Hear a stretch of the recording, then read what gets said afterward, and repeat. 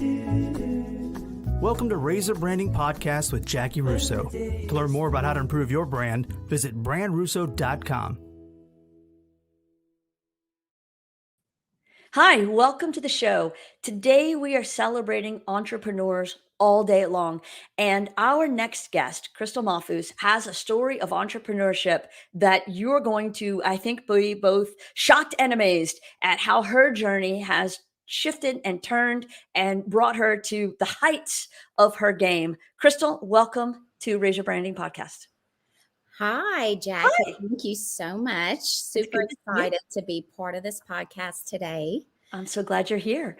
So we've known each other for a few years, and I am still amazed at what you have accomplished in your career. And I think that all of the questions I have are not going to make sense to people unless they know how you got to where you are. So if you don't mind, will you walk us through that kind of 2014 to 2016 of what I would consider the craziest career ride anyone ever went on? Sure. So I started ACE back in 2007. Here in Lafayette, Louisiana. Started with one product, which was safety gloves, catering to the oil and gas industry.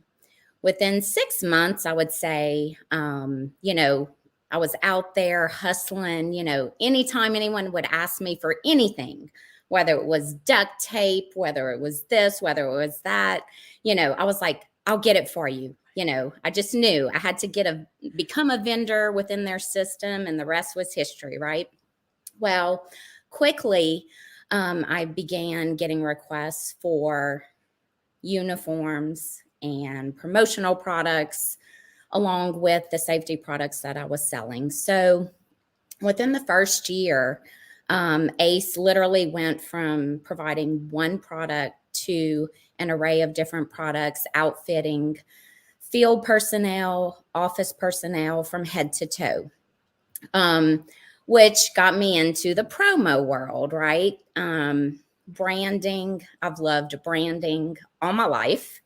Didn't really go to school for branding or marketing, but it's just something I've always had a passion for. So, fast forward to 2014, oil industry plummets in this area, right? And it hit ACE and my company so bad that, my CPA was like, you should just shut the doors. You should give up. And I'm such a go-getter and a fighter. I kept telling myself, there has to be a way. There has to be a way for me to survive. I didn't build this company for nothing. Yes, I had to let my staff go. I had to cut costs. But I just know a door is going to open. And so I literally began praying. I was probably, mentally, like at the lowest of the low, just not knowing which direction to go, calling on oil field companies, getting turned away. Like I wasn't used to this. Like, what is happening? How am I going to survive? So it was, that infamous day in June of 2015 when President Trump came down the escalator, or Mr. Trump at the time, and announced he was running for president. And when I tell you, Jackie, it was like a light that lit up in my head, and these logos, these concepts of women for Trump, veterans for Trump, oil field for Trump, designs. As soon as his speech was over, I immediately turned to Nicole, my coworker, and said, I know what we're supposed to do. We're going to put together this pitch package. We're going to make these logos, brand new logos, okay? We're going to overnight this package to Trump Towers and pitch that we are the official supplier for the Trump campaign. So, because that makes perfect sense. You've been in the oil field your whole career. This man in New York is announcing his candidacy, and you're like, yeah, I'm going to work for him. Yeah, sure. I mean, literally, like, it was just like, I know I could do this. So anyway, the package arrives, and I had addressed it to one of Eric Trump's assistants at Trump org. And so literally, as soon as she got it, oh my gosh, who made these logos? Who made these designs? They are amazing. Can you come up here in 2 weeks?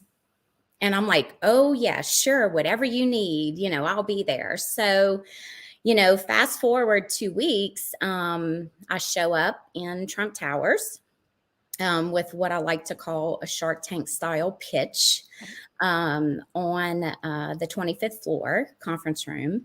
And I set up my presentation. And as I was setting it up, the staff walks by and they're just like blown away because I literally had American flags. I had a pop-up of Mr. Trump at the podium. I had every product possible that was made right here in America on the table for display. I had a clothing rack with all American made apparel. I had binders on the table. I had a website. I had everything that we literally threw together in a matter of days. And so what that day looked like, probably about an hour after setting up, the campaign team rolls in and they kind of bypass the whole presentation, go straight to the merch, and they start looking at everything. Oh my gosh, this is so amazing, so great. Eric Trump walks in and he says, how's it going to work? So I told him, I'll be the back end and make all the product, get the orders out while, we get the message across America, and the supporters are supporting your father's campaign. And so a little while later, someone said, someone go get Mr. Trump. So Mr. Trump comes down, and of course, he noticed the website, which was great. So then we got into the website discussion, and he walked over to the table and he literally picked up every single product and said, this is approved. I like this. This one needs changes. This one's great. And all of this. And he turned to me and said, how fast can you get it done? And I said, sir, give me a week and I will be ready to go with a full-blown campaign store. I'll have all the merch in our warehouse ready to ship out. You could start collecting donations and we'll get the message across America, which, I like to say that day the red hat was born. I was going to say, it's right over your red shoulder. I see it on the shelf behind you. Yeah. How does it feel knowing that something you created is going to go in the Smithsonian? No, it really, it would have made me cry. But I mean, seriously, it's iconic. Now, obviously, it's a very divisive issue. There's, people on the left, people on the right, whatever. But when it comes down to it from a business story, what you did is incredible. Walk me through what it was like being on the campaign trail and working on location at all of those different events. Jackie, it's something that, I don't want to cry, but our team had the opportunity to travel this country. And, like you said, it's a controversial subject, but, we love President Trump. We love everything he stood for. We saw it with our own eyes. When he said something, he did it. And so did the grassroots of America. And when we would show up to these little towns in the middle of Ohio, Pennsylvania, Montana, and 30,000 people showed up. I mean, words can't describe how amazing, how historical. It blows my mind away. Right. It was truly, and still is today, like the greatest experience of my lifetime. And I'm sure for a lot of, employees that work here, and meeting people from all walks of life, everything, farmers, teachers, coal miners, the Amish came out. It was something, again, words just cannot describe. Right. The veterans, and they all showed up because they had hope, and they knew that whatever he said he was going to do, he was going to do it.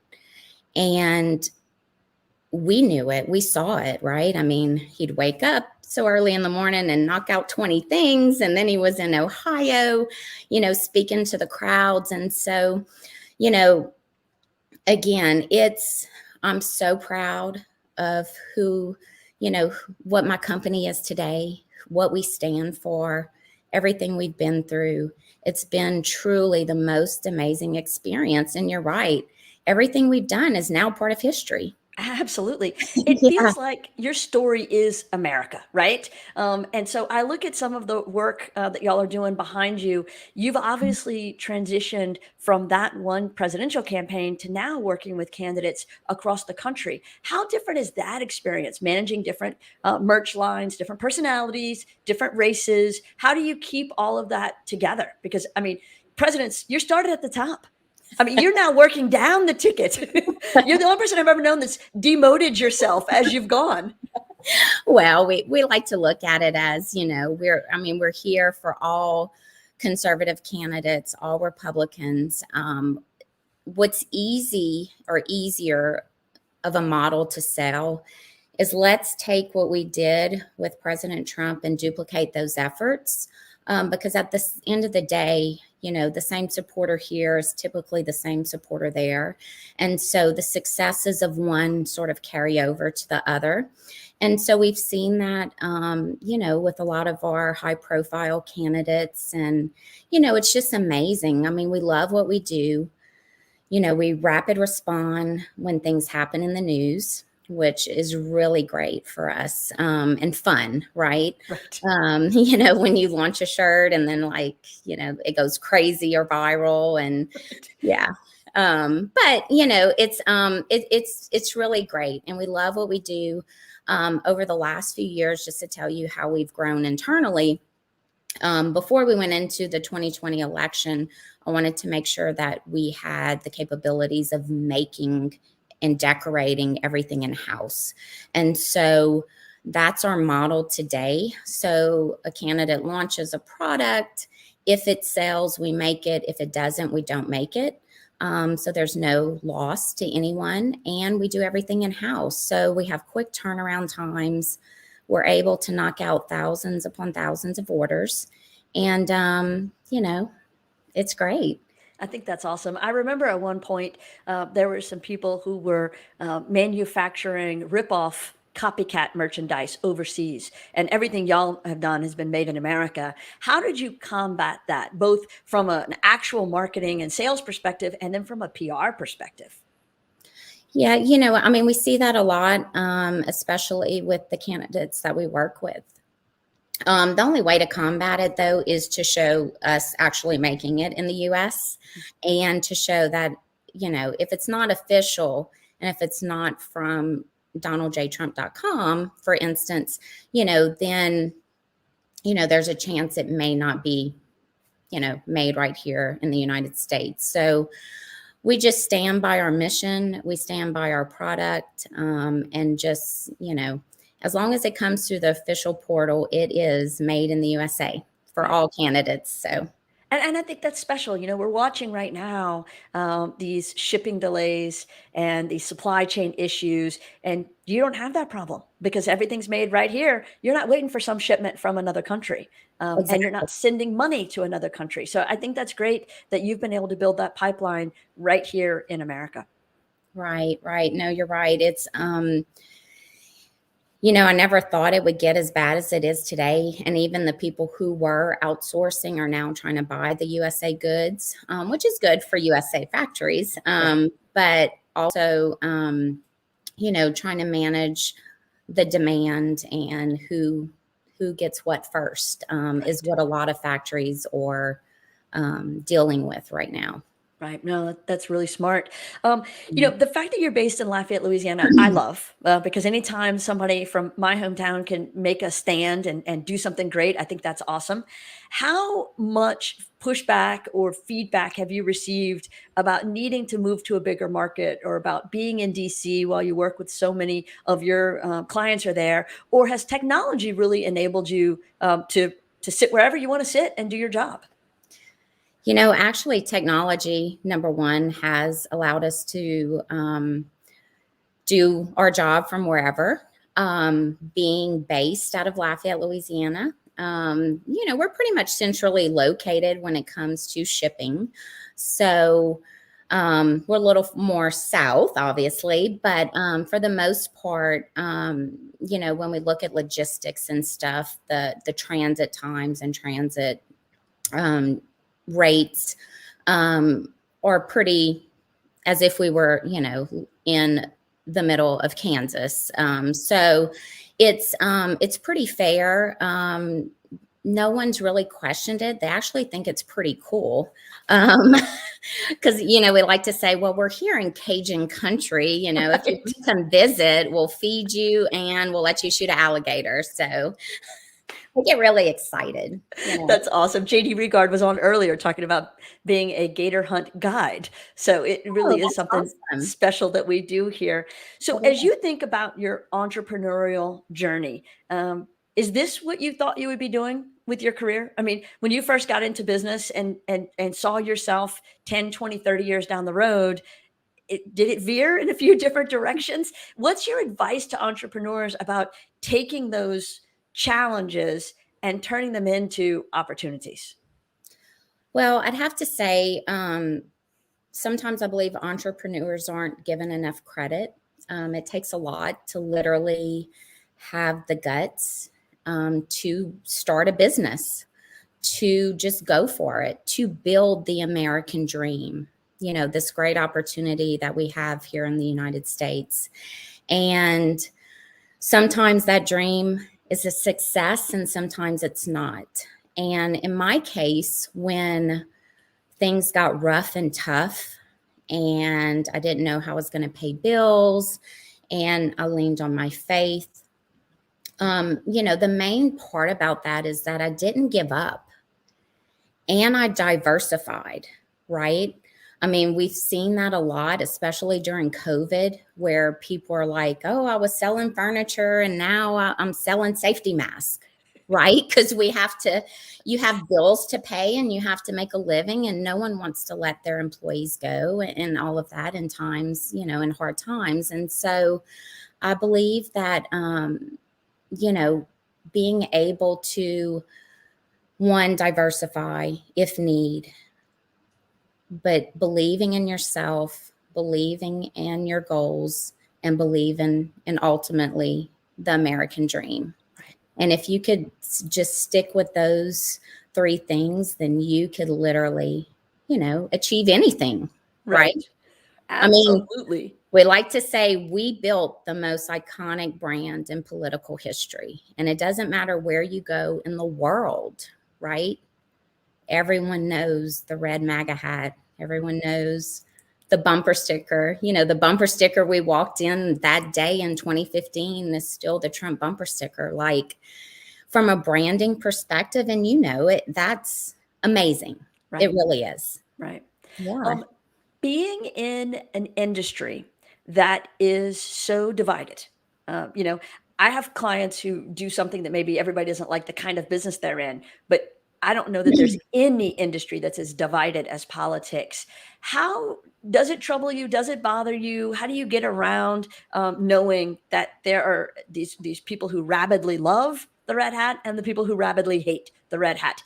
So it's divisive. How does that feel as being the person who brought that into the world, So I think when it comes, to standing by our mission, that we provide merchandise for conservative groups, politicians, companies, organizations, we're proud to do it. I don't lose any sleep at night knowing, right? You have all these experts who come in and they're like, oh, you're limiting yourself. You're limiting your business potential. You're this, you're that. And I'm like, but I could sleep at night. What are they an expert in? Because most of the people I know say, pick one thing and do it really well. And you are an example of that. I know, which is so funny, right? Because then when you actually have that model, they're like, well, wait, you're limiting yourself. And I'm like, no, like, this is what I believe in. And I'm proud of it. Our employees are proud of it. It makes it fun are, when we're creating product, when we're creating logos and brands, and when we see our clients push it out and it's a great success for them. I mean, it's what we do, and it's what we love, and it's our mission. So. Right. Well, and I think you've done it admirably well. I love the growth that you've come through. I think that it's awesome and amazing that you first shot out of the gate, did a presidential campaign, and now you're working your way through the rest of the country and the rest of the candidates out there. I would imagine there's a long line of people waiting to work with you. How do you decide who is going to? Obviously, they have to be conservative, but after that, how do you decide who is going to be a good partner? Because it's such a collaborative process that you bring to them. You don't just make a pen and hand it to them. You've got to really believe in what they're doing and work with them. So how do you rank that and say, okay, these are the right people for us to work with, and maybe these aren't? Do you mean as in candidates or suppliers? So candidates. Both. So candidates, normally they just come to us. If it's, we know the ones to solicit, the larger races. And so, but by default, the way our platform's set up, they go through the whole process and sign on. And then if they want merge, then we connect with them, et cetera. It's funny you bring that up because we worked with a supplier last year. I do believe we spent maybe, 7 figures buying their product in the USA. And at one point this year, they decided to so-called cancel us. And not to bring up anything negative, but it's just something as an entrepreneur where you're like, wait, what about last year? You loved me, And so, at the end of the day, I said, no, this is not right. No, we're partners. We're here, we're in this together. Mm-hmm. And so they actually went back to their board and they apologized for that. But again, it's standing for what you believe in, whether it's, a supplier you're working with or, clients. And if they don't feel that way, then again, make a decision. Is it worth it? Right. Well, I love what you've done. And I don't think I get to speak for entrepreneurs everywhere, but if I did, I would say you're the shining example of how to take one of the biggest challenges of your professional life and turn it almost immediately into one of the biggest successes. And that is a story that I don't think we can ever hear enough of. I think it's inspirational. I think it's powerful. And I think it's awesome. So thank you for taking the time and sharing your story with us. I really appreciate it. Well, thank you, Jackie, so much. And thank you for allowing me to tell the story. Well, we can't hear it enough. And so to everybody else who had a chance to watch and listen, thank you for your time. I hope you got as much from Christl's story as I did. And stick around. We've got another guest coming up.